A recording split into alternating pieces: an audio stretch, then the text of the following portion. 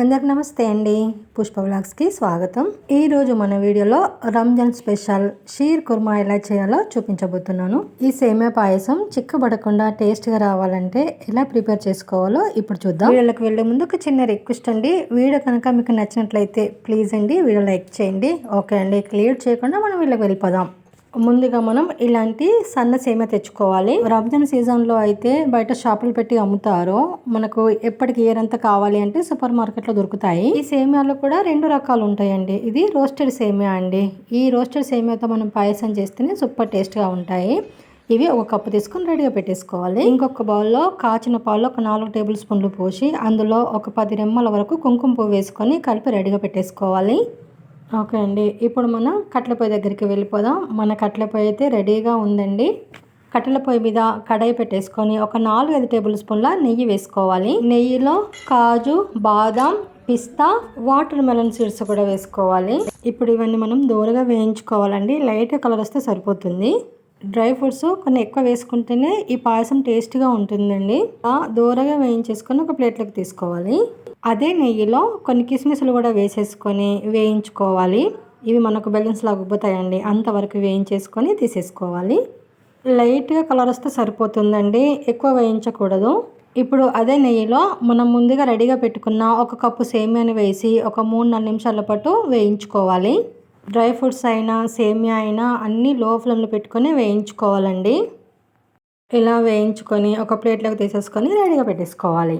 సేమియా వండడానికి నేను పెద్ద గిన్నె తీసుకుంటున్నాను. ఆ గిన్నెను పొయ్యి మీద పెట్టేసుకొని ఒక కప్పు సేమియాకు 4 కప్పులు నీళ్ళు పోసుకోవాలి. ఎసరు వచ్చేంత వరకు మనం వేడి చేసుకొని అందులో మనం ముందుగా వేయించి పెట్టుకున్న సేమియా వేసేసుకొని కలిపేసుకోవాలి. తొందరగా ఉడికిపోతాయండి, అక్కడే ఉండి చూసుకోవాలి.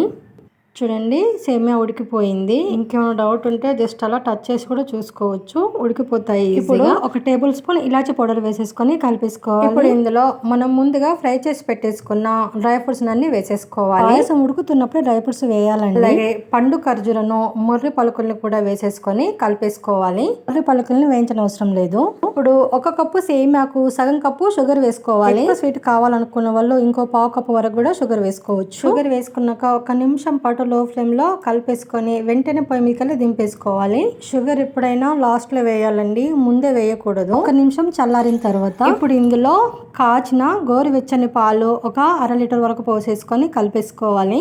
చిక్కని పాలు పోయడానికి ట్రై చేయాలి, అప్పుడే పాయసం సూపర్గా ఉంటుంది. ఇప్పుడు ఇందులో మనం ముందుగా పాలల్లో కుంకుమ పువ్వు కలిపెట్టుకున్నాం కదండి, ఆ లిక్విడ్ని మనం ఇప్పుడు సేమియా పాయసంలో వేసేసుకొని కలిపేసుకోవాలి. మంచి రంగును రుచిని ఇస్తుందండి ఈ కుంకుమ పువ్వు.